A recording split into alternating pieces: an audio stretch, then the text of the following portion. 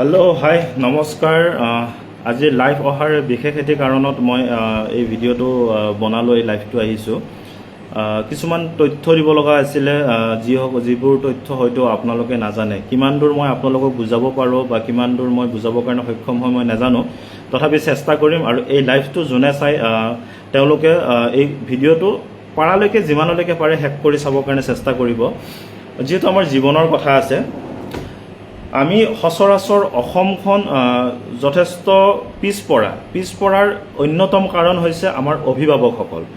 অভিভাৱকসকলে নিজৰ সন্তানক, নিজৰ ল'ৰা ছোৱালীক ভৱিষ্যতে কি কৰিব, তেওঁলোকে কেনেধৰণে উপাৰ্জন কৰিব, কি লাইন পঢ়িলে, কেনেকুৱা ধৰণৰ শিক্ষা গ্ৰহণ কৰিলে তেওঁলোকে চাকৰি এটা পাবৰ কাৰণে সক্ষম হ'ব, বা তেওঁলোকৰ উপাৰ্জনৰ পথ কেনেকৈ মুকলি কৰি দিব, তাৰ কাৰণে অভিভাৱকসকলে কিমানখিনি চিন্তা কৰে মই নাজানো, বা বহুতে হয়তো এই কথাখিনি অৱগত নহয়। আৰু বহুত গাৰ্জেন এনেকুৱা আছে, এনেকুৱা পেৰেণ্টছ কিছুমান আছে যিসকলৰ শিক্ষাগত অৰ্হতা কম আছে, যাৰ বাবে তেওঁলোকে বহু কথা নাজানে। কিছুমান এনেকুৱা ডিপাৰ্টমেণ্ট আছে যিবিলাক ডিপাৰ্টমেণ্টত আপোনালোকে যদি শিক্ষা গ্ৰহণ কৰে, অতি সোনকালে এটা চাকৰি, কৰ্মসংস্থাপন এটা লাভ কৰিবৰ কাৰণে আপোনালোক সক্ষম হ'ব। তো বৰ্তমান সময়ত আমি এটা বস্তু খুব দেখোঁ, গ্ৰেজুৱেশ্যন। মই ক'ব বিচৰা নাই গ্ৰেজুৱেশ্যন বা BA BCom যিয়ে আছে এইবিলাক বেয়া বুলি মই ক'ব বিচৰা নাই, কিন্তু বৰ্তমান সময়ত আমি এটা বস্তু দেখিবলৈ পাইছোঁ, এখন মহাবিদ্যালয়ত প্ৰতি বছৰে নেয়াৰ এবাউট 2000 ল'ৰা ছোৱালীয়ে এডমিশ্যন লয়। আৰ্টছ, ছায়েন্স, কমাৰ্চ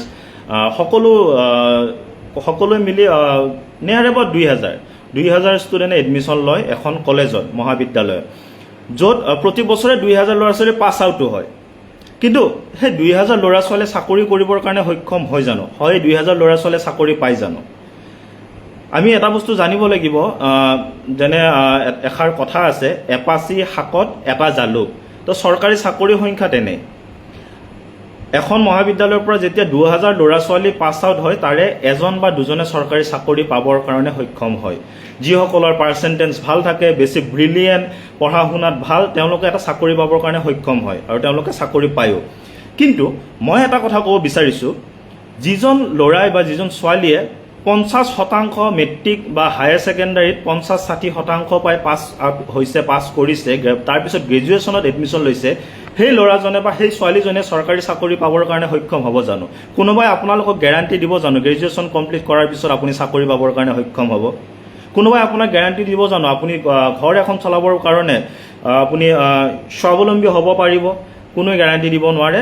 ইনফেক্ট যিসকলে গ্ৰেজুৱেশ্যন কৰি আছে তেওঁলোকেও এটা গেৰাণ্টি দিব নোৱাৰে যে মই গ্ৰেজুৱেশ্যন কৰি উঠি চাকৰি এটা পাম, বা গ্ৰেজুৱেশ্যনৰ যিখন চাৰ্টিফিকেট থাকিব সেই চাৰ্টিফিকেটখনেৰে চাকৰি এটা যে ল'ব পাৰিব তাৰো কোনো গেৰাণ্টি দিব নোৱাৰে। ঠিক তেনে ক্ষেত্ৰত গ্ৰেজুৱেশ্যন নকৰি বা অপেন ইউনিভাৰ্চিটি আছে, সেইবিলাকত গ্ৰেজুৱেশ্যন কৰি উঠি কিনে লাইন পঢ়িবৰ কাৰণে কিহৰ কাৰণে ইচ্ছুক নহয়, মই সেইটোত অলপ কনফিউজ হৈ থাকোঁ, বা মানুহখিনিয়ে বা ল'ৰা ছোৱালীখিনিয়ে বা অভিভাৱকসকলে বুজি নাপায় বুলি মই ভাবোঁ। যেনে মই জনাব বিচাৰিছোঁ, নাৰ্ছিং আছে, ফাৰ্মাচিষ্ট আছে, লেবৰেটৰিয়ান আছে, ঠিক তেনেধৰণে ITIছবোৰ আছে, পলিটেকনিক আছে। তো এইবিলাকৰ ল'ৰা ছোৱালীবোৰ কৰ্মমুখী হ'বৰ কাৰণে এই টেকনিকেল লাইনৰ কোৰ্চবিলাক কিয় কৰিব নিবিচাৰে? এইটো এটা ডাঙৰ প্ৰশ্নবোধক চিন হৈ আছে, যিটো কথা আজিলৈকে ময়ো বুজিব পৰা নাই বা বুজি পোৱা নাই। মই এটা চিম্পল এক্সাম্পল দিব বিচাৰিছোঁ। মই এজন ITI কৰা ল'ৰা। মই 2015 চনত ITI পাছ কৰিছোঁ, আৰু তাৰ পিছৰ পৰাই আজিলৈকে যেনেকৈ নহওক, ব্যক্তিগত খণ্ডত হওক, য'তেই নহওক, মই কাম কৰি আজি খাব পাৰিছোঁ, মই ঘৰখন পোহপাল দিব পাৰিছোঁ, ঘৰত এটা ছাপোৰ্ট হিচাপে মই থিয় দিব পাৰিছোঁ। ঠিক তেনে সময়ত মোৰ লগ বন্ধু কিছুমান আছে যিসকলে গ্ৰেজুৱেশ্যন কমপ্লিট কৰিছে, হয়তো তাৰে কেইজনমান এতিয়াও নিবনুৱা হৈয়ে বহি আছে, বা প্ৰাইভেটলি ব্যক্তিগত খণ্ডত জাতীয় বিদ্যালয়ত হওক বা গেছ এজেঞ্চিত হওক, এয়াৰচেলত হওক, জিঅ'ত হওক, তেনেকুৱা ধৰণৰ জেগাত কাম কৰি আছে, কৰ্মৰত, য'ত চেলাৰী, দৰমহাৰ মানে বেতন একেবাৰে কম, চেলাৰী খুব কম পায়। তো সেইজন ল'ৰাই যদি ITI কৰিলে হয় বা টেকনিকেল লাইন কৰিলে, যিকোনো এটা লাইন কৰিলে হয়, তেওঁ চাকৰি এটা পাবৰ কাৰণে সক্ষম হ'ব। যেনে মই আপোনালোকক এক্সাম্পল এটা দিব বিচাৰিছোঁ, আমি যিমানবিলাক বস্তু ইউজ কৰোঁ, ভৰিত পিন্ধা চেণ্ডেলযোৰৰ পৰা মূৰত ঘঁহা তেলৰলৈকে যিমানবিলাক বস্তু ইউজ কৰোঁ, সেইবিলাক বস্তু কোম্পানীত মেনুফেকচাৰিং কৰা হয়। যেনে পেইণ্টটো, ষ্টেবল, কেলকুলেটৰ যিমানবিলাক বস্তু আমি ইউজ কৰি আছোঁ সকলোবোৰ কোম্পানীত মেনুফেকচাৰিং হয়। এই যে কোম্পানীবিলাকত যে ল'ৰা ছোৱালীবিলাক যে মানে কোম্পানীবিলাকত যে এইবিলাক মেনুফেকচাৰিং হৈ আছে তাৰে আঁৰত IT ল'ৰা ছোৱালীসকল আছে, যেনে machine operator, maintenance, production incharge, এইবিলাক IT ল'ৰা বা IT ছোৱালী এজনীয়ে হ'বৰ কাৰণে সক্ষম হয় আৰু তেওঁলোকে ভাল ভাল জেগাত চাকৰি কৰিবৰ কাৰণে সক্ষম হয়, কাৰণ তেওঁলোকৰ টেকনিকেল লাইনৰ নলেজ কিছু থাকে। যেনে মই আপোনালোকক ক'ব বিচাৰিছোঁ ৰেলৱে, ONGC, ৰিফাইনাৰী, DRDO এইবিলাকতো যদি আপোনালোকে কাম কৰিব বিচাৰিছে তেনেহ'লে আপোনালোকক এখন ITI চাৰ্টিফিকেট নহ'লে ডিপ্ল'মা চাৰ্টিফিকেট নহ'লে বা ইঞ্জিনিয়াৰিং আপুনি কৰিব লাগিব। এতিয়া সৰুৰ পৰা আমি আমাৰ শিক্ষাগুৰুসকলে এটা কথা শিকাই আহিছিলে, 5টা আঙুলি আমাৰ একে সমান নহয়, সেইটো কথা সকলোৱে জানে। ঠিক যেনেধৰণে 5টা আঙুলি একে সমান নহয়, সকলোৰে মগজুটো একে সমান কৰি ঈশ্বৰে বা ওপৰৱালাই সেইখিনি আমাক দিয়া নাই। সকলোৰে মগজুৰ কেপাচিটি, কেটচিং কেপাচিটি হওক, লাৰ্ণিং কেপাচিটি হওক বা মেমৰি, সেইবিলাক সকলোৰে একে নাথাকে। যিসকলে ভালদৰে পঢ়িছে তেওঁলোকতো ডক্টৰ, ইঞ্জিনিয়াৰ, ডাঙৰ ডাঙৰ মানুহ হৈছে, আৰু যিসকলে ভালদৰে পঢ়া শুনা কৰিব নোৱাৰে বা মিডল আপোনাৰ এটা লেভেলত তেওঁলোকে থাকে, কিবাকে পাছ কৰি যায়, ফাৰ্ষ্ট ডিভিজন হয়তো পাব পাৰে, কিন্তু পঢ়া শুনাত ইমান স্মাৰ্ট নহয়। তো সেইসকল ল'ৰা ছোৱালীয়ে কি কৰিব? খেতি বাতিয়ে কৰি থাকিব নে তেওঁলোকে ব্যক্তিগত কিছুমান খণ্ডত কম টকাত কাম কৰি থাকিব, নিজাববীয়াকৈ কিবা এটা বিজনেছ কৰিব? নিজাববীয়াকৈ বিজনেছ কৰিবৰ কাৰণে কেপিটেল লাগিব, যিটো আমাৰ সচৰাচৰ নৰ্মেল মানুহৰ তাত এজন সাধাৰণ মানুহৰ ঘৰত যিটো আপোনাৰ কেপিটেলৰ অভাৱ, যাৰ বাবে বিজনেছ এটা কৰিবৰ কাৰণে তেওঁলোকে নোৱাৰে। তো তেনে ক্ষেত্ৰত সেই ল'ৰাজনে কি কৰিব বা সেই ছোৱালীজনীয়ে কি কৰিব? আল্টিমেটলি সেই ল'ৰাজনৰ, সেই ছোৱালীজনৰ ভৱিষ্যতৰ লগত আমি খেলাৰ দৰে নহ'লনে?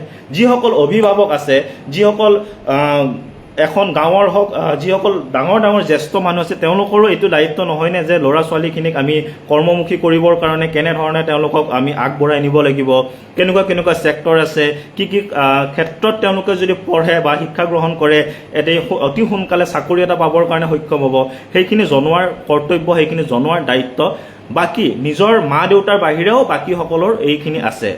আৰু এটা মই কথা ক'ব বিচাৰিছোঁ, যিসকল অভিভাৱক আছে মানে ল'ৰা বা ছোৱালীৰ মাক দেউতাক আছে, তেওঁলোককো মই এটা কথা ক'ব বিচাৰিছোঁ, তেওঁলোকেও কিছুমান কথা জনা দৰকাৰ।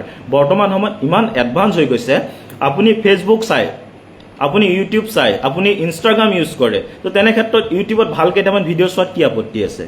আপোনাৰ ল'ৰাজনৰ ভৱিষ্যতৰ কাৰণে 2-4টা ভিডিঅ' চোৱাত কি আপত্তি আছে?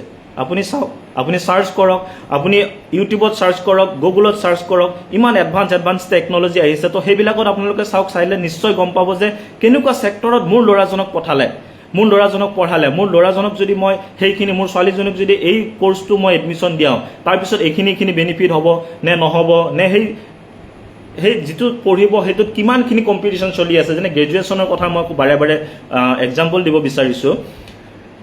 চৰকাৰী চাকৰি যেতিয়া ওলাব, এটা পোষ্টৰ এগেইনষ্টত লাখ লাখ ল'ৰা নিবনুৱাই এপ্লাই কৰে, কিন্তু তাৰে চাকৰি পায় এজন বা দুজনে। বাকীখিনিৰ কি হ'ল?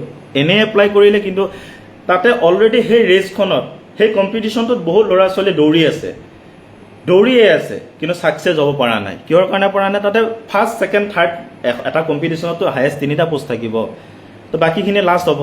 তো যিটোত কম্পিটিশ্যন কম পাব, যিটোত আপোনালোকে অতি সোনকালে কম সময়ৰ ভিতৰত আপুনি স্বাৱলম্বী হ'ব পাৰিব, তেনে এটা বিষয়ত, তেনে এটা ছাবজেক্টত, তেনে এটা ট্ৰেডত এডমিশ্যন লোৱাটোৰ মোৰ মতেৰে বেছি প্ৰফিট হ'ব বুলি ভাবোঁ। গ্ৰেজুৱেশ্যনৰ চাৰ্টিফিকেটখন আপুনি দেখাবহে পাৰিব, মই গ্ৰেজুৱেশ্যন কৰিছোঁ, মই BA পাছ কৰিছোঁ, মই BCom পাছ কৰিছোঁ, কিন্তু তাৰ বাহিৰে আপুনি সেই চাৰ্টিফিকেটখনেৰে কি কৰিব পাৰিব? এটা যদি আপুনি কোম্পানী, ডাঙৰ মাল্টিনেশ্যনেল কোম্পানী হওক বা সৰু সুৰা কোম্পানীতে হওক, যদি BA পাছ কৰি কিনে যায়, হয়তো আপুনি ৱৰ্কাৰ হ'ব লগা হ'ব পাৰে। কিন্তু যদি আপুনি ITI পাছ কৰি উঠি সেই কোম্পানীটোতে যায়, আপুনি ভাল এজন অপাৰেটৰ বা মেইনটেনেন্সৰ হেড তেনেকৈ হৈ কিনে আপুনি ভাল চেলাৰী লৈ তাতে কাম কৰিব পাৰিব, আপুনি ভাল কৰ্মসংস্থাপন এটা লাভ কৰিব পাৰিব। লাইভটোত কেইজনমান সতীৰ্থ জইন হৈছে, তেওঁলোকক ধন্যবাদ জ্ঞাপন কৰিছোঁ, আৰু যিসকলে পিছত ভিডিঅ'টো চাব তেওঁলোককো ধন্যবাদ জ্ঞাপন কৰিছোঁ। আৰু যদি পাৰে, যদি মোৰ কথাখিনিত যুক্তি আছে বা আপোনালোকে ভাবিছে যে এইখিনি কথা জনাৰ দৰকাৰ, তেনেহ'লে ভিডিঅ'টো শ্বেয়াৰ কৰিব। আৰু যিকোনো মুহূৰ্তত আপোনালোকৰ ভৱিষ্যতৰ যিকোনো ক্ষেত্ৰত যদি আপোনালোকে কিছুমান ডিচিশ্যন ল'ব পৰা নাই, তেতিয়াহ'লে যোগাযোগ কৰিব পাৰে। মই কোৱা নাই মোৰ লগত যোগাযোগ কৰিব, অভিজ্ঞ ব্যক্তি বহুত আছে।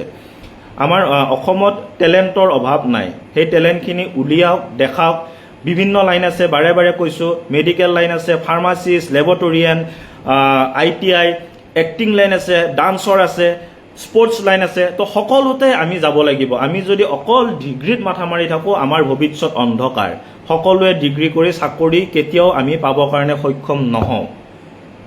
সকলোৱে খেতিয়ক হ'ব নোৱাৰে, সকলোৱে ডক্তৰ হ'ব নোৱাৰে, সকলোৱে ইঞ্জিনিয়াৰ হ'ব নোৱাৰে, সকলোৱে ডাঙৰ ডাঙৰ বিজনেছমেন হ'ব নোৱাৰে। সেইখিনি কৰিবৰ কাৰণে আপোনাৰ কেপাচিটি লাগিব, কেপেবিলিটি লাগিব, আপোনাৰ সম্পূৰ্ণ ধৈৰ্য সহ্য সকলোবোৰ লাগিব। আৰু যিখিনি বস্তু ঈশ্বৰে সেনেকৈ আমাক সৃষ্টি কৰা নাই। মই বৰ্তমান সময়ত দলগাঁও ITIত কাম কৰি আছোঁ। ডেইলি আমাৰ তাত মেইল আহে।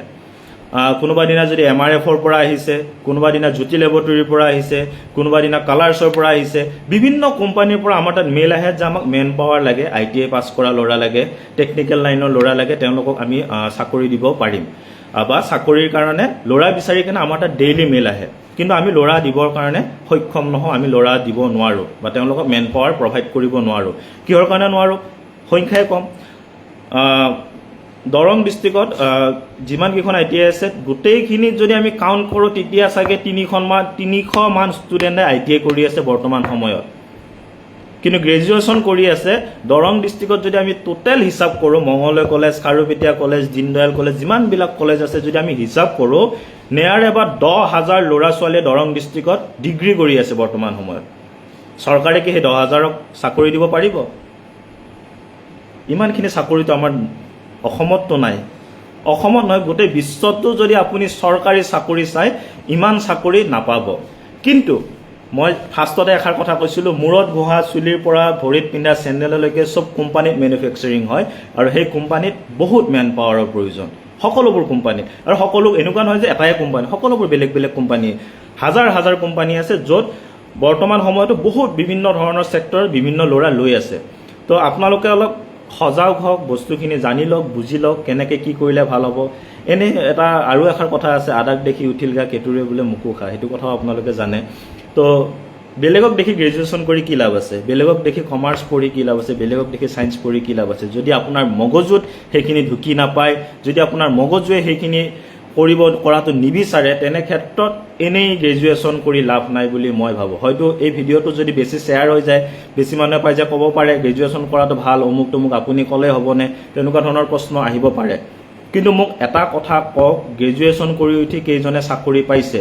আৰু বৰ্তমান এটা চকত, যিকোনো আপুনি টাউনত যাওক, গাঁৱে ভূঞে চহৰে নগৰে, যিকোনো চকত য'ত আপুনি দেখা পাইছে 4-5জন ল'ৰাই কথা পাতি আছে, তেওঁলোকৰ ওচৰত যাই কিনে সোধক যে তোমালোকে কিমান পঢ়িছা? গ্ৰেজুৱেশ্যন কমপ্লিট কৰিছোঁ। এতিয়া কি কৰি আছা? এনেই আড্ডা মাৰি আছোঁ। আৰু অসমৰ ল'ৰা ছোৱালীখিনিৰ ভৱিষ্যত, মানে আমাৰ সৰুতে আমাক শিকাইছে, বাবা তোমাৰ এম ইন লাইফ কি, তুমি ভৱিষ্যতে কি হ'ব বিচৰা?